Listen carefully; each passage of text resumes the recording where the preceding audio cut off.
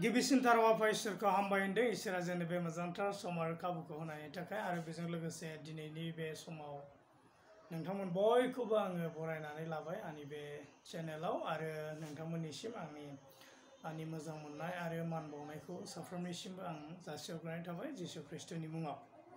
दिनै जोङो मोनसे आयदाखौ लानानै जोङो दसे सम जोङो रायलायनो आङो फैदों। बेनो जाहैबाय 10 बाहागनि फानसे इसोरनो होनाय। होनायनि बागै बाइबेलाव गोबां आयदायाव लिरनाय दङ। दा गोबां रोखोमनि दान जोङो होयो। बिनि गेजेराव 10 बाहागनि फानसेनि सोमोन्दै जोङो गुसुङै जोङो सोलोंलायगोन। होनायनि खोथा होननानै बुङोब्ला गोबां बेबायदिनो बाइबेलाव थुलुंगानायनि बाथ्राफोर आरो इसोरनि बाथ्राया जोंखौ थुलुंगाखां होयो आरो बियो नंगौ आरो बियो जोंनि जिबनाव जेब्लायबो इसोरनि बुंनाय बाथ्राया जेब्लायबो जाफुङो। बाइबेलाव बुंदों बोसोन बिजाबनि 11:24-25 होग्रा जा नोंहा बांलांसिनगोनसो, गुबुनखौ हेफाजाब हो नोंहा हेफाजाब मोनगोन। इनायनो रंजाथाव। होग्रा जा नोंहा बांलांसिनगोनसो, गुबुनखौ हेफाजाब खालाम नोंहा हेफाजाब मोनफिनगोन। ओमफ्राय मालाखिनि 3:10 बेबायदि लिरनाय दं, नोंसोरो आंनि बाख्रियाव 10 बाहागनि फानसेखौ लाबोथार होननानै बुंदों आरो नोंसोर नाय आङो नोंसोरनो आंनि सोरगोनि आशीर्बादनि जे खिरखि बेखौ खेवनानै आङो नोंसोरनो लुफावनानै होगोन होननानै मालाखिनि 3:10 बुंनाय दङ। 2 करिन्थिया 9:6 बुंनाय दङ, आन्थाय बेनो जामारो एसेल' फोग्राया एसेल' हागोन आरो गोबां फोग्राया गोबां हानो मोनगोन। आरो मोनसे दंबावो, आं मोनसे बुंबावनो सानदों। थोनहरजानायनि 20:35 बेबायदि बुंनाय दङ, लानायनिख्रुइ ओरैनो होनायासो बोर गोनांसिन होनना बुंदों। माने लानायनिफ्राय होनायासो बोर गोनांसिन होननानै जोंनो बाइबेला खोन्थादों। दा जेखि दान होआ मानो इसोरनो, जेखि रोखोमनि बेसाद दान, थाखा फैसा, जिखुनु दान जोंनि इसोरनो होनाया माने ओरैनो नङा, बेयाव इसोरा जोंनो होफिनो आरो बियो मोनसे जोंनि थाखाय लाब, इसोरनि आशीर्बादखौ मोननाय। दा 110 जाहैबाय बियो जेनेबा 10 बाहागनिफ्राय 10थानिफ्राय मोनसेखौ इसोरनो होनाय, फानसेखौ इसोरनो होनाय। जेनेबा 10थानि गेजेराव 1, 2, 3, 4, 5, 6, 7, 8, 9, 10 बे 10थानि गेजेराव मोनसेखौ इसोरनो होबाय आरो 9थाया आंनि जाबाय। नैबे 110 आरो बेखौ इसोरा जोंनिफ्राय होनो थिनदों। मालाखिनि 3:10 जुदि जोङो बेखौ होआब्ला, सोरबाया होआखैब्ला बिथांखौ बाइबेलाव मालाखिनि 3:10 लुथिग्रा सिखाव होननानै बुंदों। दा बे 110आ माब्लानिफ्राय जाजेनामोन, सोर होजेनामोन, सोरनो होआमोन, मालानिफ्राय सुरु जायामोन, जुदि जोङो बेखौ नायनो थाङोब्ला जोङो जागायजेननायनि 14:20 आब्राहामा बियो फार्स्ट टाइम बयनिख्रुइ सिगां बियो 10 बाहागनि फानसेखौ बियो दौरिनो, बयनिख्रुइ देरसिन दौरिनो बियो मन्दिराव बियो हैनायखौ जोङो बाइबेलाव नुनो मोनो। आरो बियो मा रोखोमनिमोन? बियो जादों गावनि अनजिमा मोननायनिफ्राय 10 बाहागोनि 1 बाहागखौ इसोरनो होनाय। गावनि मोननाय अनजिमानि 10 बाहागोनिफ्राय 10थानिफ्राय फानसेखौ इसोरनो होनाय, बेनो जाहैबाय 10 बाहागनि फानसे। लेबि बिजाबनि 27:30 बेबायदि लिरनाय दं, हानिफ्राय मोननाय गासै आबाद मानिनि 10 बाहागोनि 1 बाहागोआनो फोरबोनि। 32 मोसौ मेन्दा एबा बोरमा फालोआव साननाय समाव जे जुनारा जियाव गोग्लैयो बेनो फोरबोनि जागोन। हानिफ्राय मोननाय गासिबो आबाद मानिनि 10 बाहागनि फानसेया फोरबोनि। आरो बै समाव इजराइलफोरा बोरमा मेन्दा जिब जुनार फिसिनानै जिउ खांग्रा बिसोरो हारिमोन।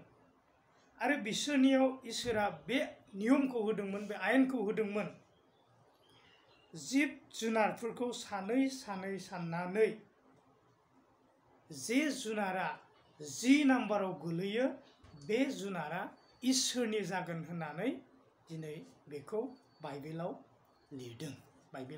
लिरदों।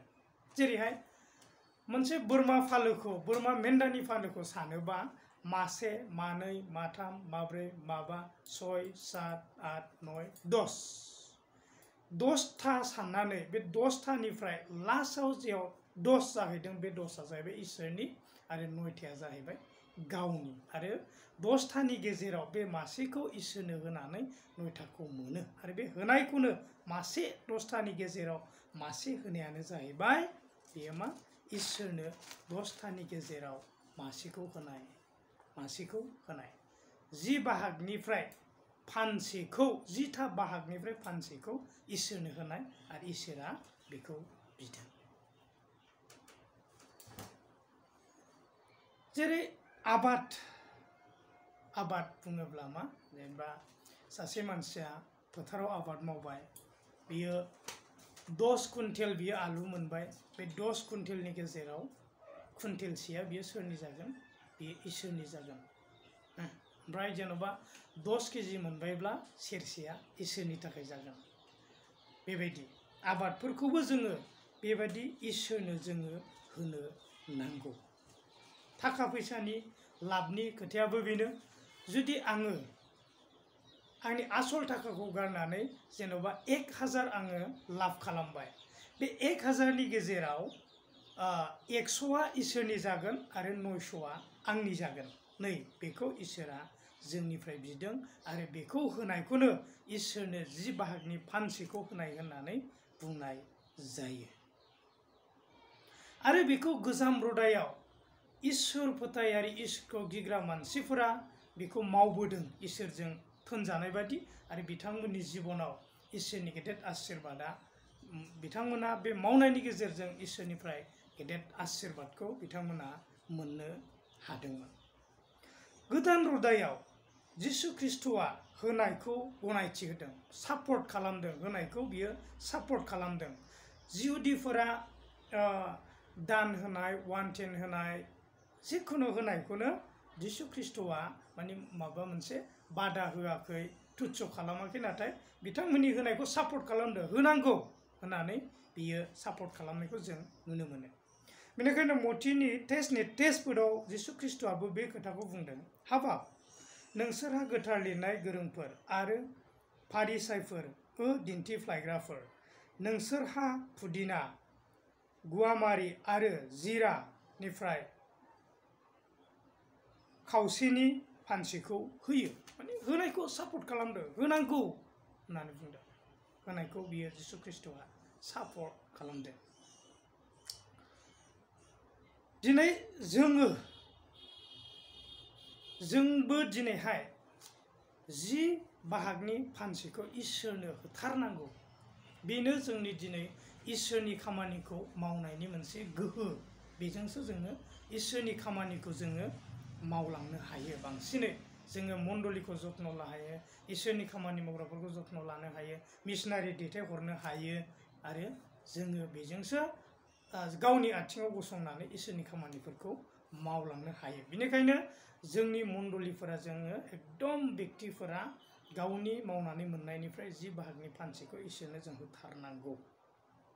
बेनिखायनो जोङो दैदेनगिरिफोरा होनानै दिन्थिथारनांगौ। एकदम दैदेनगिरिफोरा इसोरनो बे 10 बाहागनि फानसेखौ होनानै दिन्थिथारनांगौ। जेरै जोंनि दैदेनगिरिफोरा, जोंनि न'खराव जोंनि बिमा बिफाफोरा, जोंनि मण्डलियाव जोंनि दैदेनगिरिफोरा बे 1/10खौ होनानै जोंनि उन फिरिनो जोङो फोरोंलांनो हायोब्ला आरो बिसोरखौबो दिनै 1/10खौ होहोनो हायोब्ला मोजाङै जों इसोरनि खामानिखौ बांसिन मावलांनो हागोन आरो जोङो इसोरनिफ्राय गुबुन गुबुन रोखोमनि मोजां मोजां बोरफोरखौ इसोरनि बानखानाय बायदि जोङो मोननो हागोन। जागायजेननायनि 14:20 आब्राहामा बियो सिगांग्रो इसोरनो बियो देरसिन दौरिनो बियो 10 बाहागनि फानसेखौ होदोंमोन। बेयाव बेबायदि लिरनाय दं, अब्ला आब्राहामा मोनफ्रोमबोनिफ्राय 10 बाहागनिफ्राय फानसेखौ बिनो होबाय। आब्राहामा बियो इसोरजों सायख'जानाय, इसोरनि बोसोनखौ मानिग्रा, फोथायनानै धोरोमिया सानजानाय, गासैबो A to Z बियो इसोरनि बोसोनखौ मानिग्रा, जायनि थाखाय बियो गावनि सासेल' फिसाज्लाखौ बियो बुलि होनो लांनाय बियो सासे मानसि इसोरखौ फोथायनानै दिनै बिथाङा सासे दैदेनगिरि जानानै सासे बिफा जानानै बियो जेब्लायबो सिगांग्रो बियो इसोरा मा थिनदों बेखौ दिनै मावनायखौ जोङो नुनो मोनदों। बेबायदिनो जोंबो दिनैहाय दैदेनगिरि जानानै जोङो दिनै 1/10खौ जोङो होनानै जोंनि उनफिरिनो जोङो फोरोंनो जोङो नांगौ। लेभिनि 18:26 बेबायदि लिरनाय दं, बिनि बाहेरायै नोङो लेभियारिफोरनो रायथिदो, जेब्ला नोंसोरो इस्राएलफोरनिफ्राय 10 बाहागोनि 1 बाहागखौ मोनो, अब्ला बे बाहागोनिफ्राय 10 बाहागनि फानसेखौ फोरबुनो गथायथारनांगोन। बाइबेलाव गोजाम र'दायाव जे 10 बाहागनि फानसे बियो जाया लेभियारि मन्दिराव खामानि मावो बिसोरनि थाखाय आरो जोङो दिनै जुदि बेखौ मोनसे बिदि सानोब्ला जानाय नङा, बे दाना मात्र जाया मन्दिराव खामानि मावो बिसोरनि थाखाय होननानै जों सानबा जानाय नङा। नाथाय दिनै दा जुगाव जोंनिख्रुइ देरसिन दौरिया सोर? जिसु ख्रिस्ट' इसोर। जों बे इसोरनोसो जों दानखौ होनांगौ आरो बै समाव बुंदोंमोन जे नोंसोरो इस्राएलफोरनिफ्राय लेभियारिफ्रा बे 10 बाहागनि फानसेखौ नोंसोरो मावनायनि थाखाय नोंसोर मोनोब्ला बे लेभियारिफोरखौबो बेनिफ्राय मोननाय दाननिफ्राय 10 बाहागनि फानसेखौ लेभियारिफोरखौबो होनो दिनैहाय थिनदों।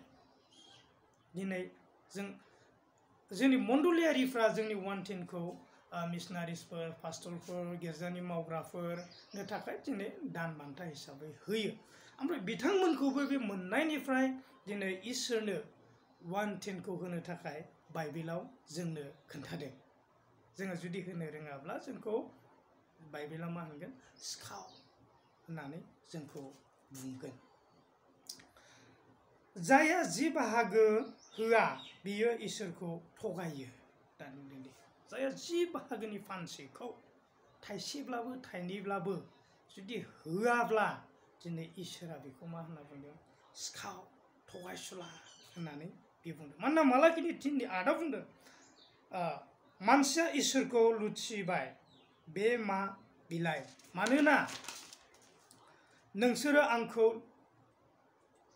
लुथिबाय, आन्थाय नोंसोरो बुङो, जोङो नोंखौ माबोरै लुथिनाय जाखो? मोनसे बिसयआ बेनो 10 बाहागोनि खौरां। 10 बाहागोनि फानसेखौ इसोरनो होयै साफ्रोमबो बेक्तिखौ इसोरा मा होनदों? लुथिग्रा, थगायग्रा होननानै बुंदों। निस्सय जोङो बयबो इसोरनो 10 बाहागनि फानसेखौ होनानै जों इसोरनि खामानिफोरखौ मावबोगासिनो दङ। जोङो इसोरनिफ्राय बोरखौ मोनगासिनो दङ। नाथाय दिनै जोङो बे 1/10खौ दिनै सोरबाया होनो थिरांथा लाबायब्ला दिनै माहाय होनांगौ बेबो मोनसे सथिक जायगायाव जोंनि बे 1/10आ गोग्लैनो नांगोन। बेयो जाहैबाय जों माहाय होनांगौ? इसोरनि न'आव एबा मण्डलियाव जोङो होनो नांगौ। जोंनि 10 बाहागनि फानसेखौ जोङो जोंनि मण्डलियाव, जोंनि गिर्जायाव जोङो बेखौ सथिक भाबै जों होनांगौ, जेन' मण्डलिया बिनि गेजेरजों, मिसना बिनि गेजेरजों गिदिर इसोरनि खामानिखौ मावनो हानाय बायदि। 10 बाहागोनि फानसे होनायनि गेजेरजों मा जायो? नै जोङो बे 10 बाहागोनि फानसेखौ इसोरनो होनायनि गेजेरजों मा खामानि मावजायो आरो दिनै मा जोंनि जिबनाव बेनिफिट दं मानोना जोङो जोंनि थाखाय गिदिर लाब दङ आरो जोंनि बे होनायजों गिदिर इसोरनि खामानिया जायो। इसोरनि बोरखौ गनायनाय जायो। इसोरादि जोंखौ एसेग्राब अनबाय, गासैखौबो होबाय ना, आरो बेफोरखौ जों इसोरनिफ्राय मोन्दों होननानै जोङो गुरै जानानै इसोरनियाव जों गनायनाय जायो, इसोरखौ रेसपेक्ट खालामनाय जायो, इसोरखौ जोङो रेसपन्स, इसोरनि अननायखौ जों रेसपन्स, जों मिथिनाय मोनदांनाय बेखौ दिनै जों दिन्थिनाय जायो।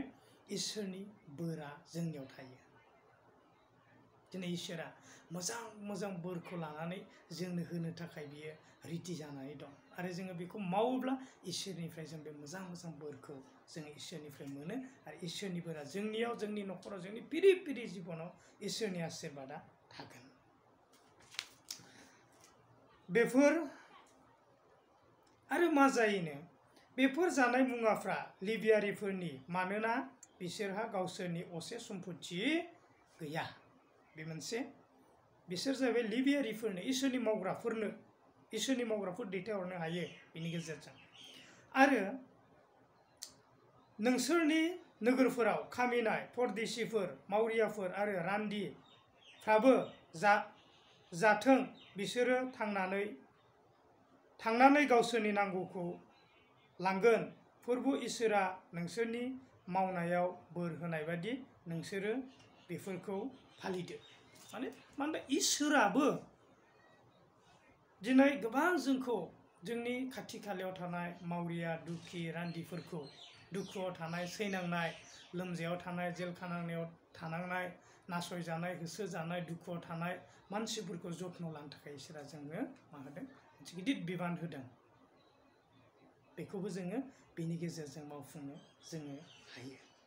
इसोरनि रायजोखौ दाव दाव खालामनो हायो। इसोरनि रायजोखौ जोङो लुखांनो हायो, दाव दाव मावनो हायो बेनि गेजेरजों, आरो इसोरनि खामानि मावग्राफोरखौ दैथायहरनो हायो। मानोना बाइबेलाव बुंदों, नोंसोरो गासै संसाराव थांनानै आंनि बाथ्राखौ फोसावहै। जों बे 110नि गेजेरजों मिशनारिफोर दैथायहरनो हायो। बिसोरखौ गुबुन गुबुन खना खनला जायगायाव दैथायहरनानै इसोरनि खामानिखौ मावहोनो जों हायो। मावरिया, रान्दि, आंखालजों गोदोना थानायफोरनि आंखालखौ सुफुंना होनाय जायो। दिनै गोबां जों बे 110नि गेजेरजों खामानि मावनो हायो। बेनिखायनो इसोरा जोंनियाव जि बाहागनि फानसेखौ बियो बिदों, बे खामानिफोरखौ मावनो थाखाय, आरो जोङो दिनै 110खौ जोङो होयोब्ला इसोरा बुंखानाय बायदि, आङो नोंसोरनि न'खरफोराव आंनि सोरगोनि आशीर्बादनि खोरखिखौ खेवनानै आं लुफावनानै होथारगोन आरो नोंसोरनि बारि बागानफोरनिफ्राय नस्थ' खालामग्रा एम्फौफोरखौ होखारहरगोन आरो नोंसोरनि जुनार आबादफोरा बोथोर जायैयाव राननाय नङा, नोंसोरनि जुनारफोरा बेबायदि सम सौयैयाव जागिनानै थैनाय नङा होननानै इसोरा गोबां रादायखादों। जों बिनिखायनो जों इसोरा होलांनाय जे होनो बिनाय जोंनिफ्राय 1/2 फानसे बेखौ होनानै जों इसोरनि रायजोखौ लुखांलांनि आरो जों इसोरनि आशीर्बादजों मोदोमावबो जिउआवबो जों दावगालांनि। इसोरा बे बाथ्रानि गेजेरजों जों साफ्रोमबो गावनि आशीर्बादखौ लाबोथोंसै। हामबायसै।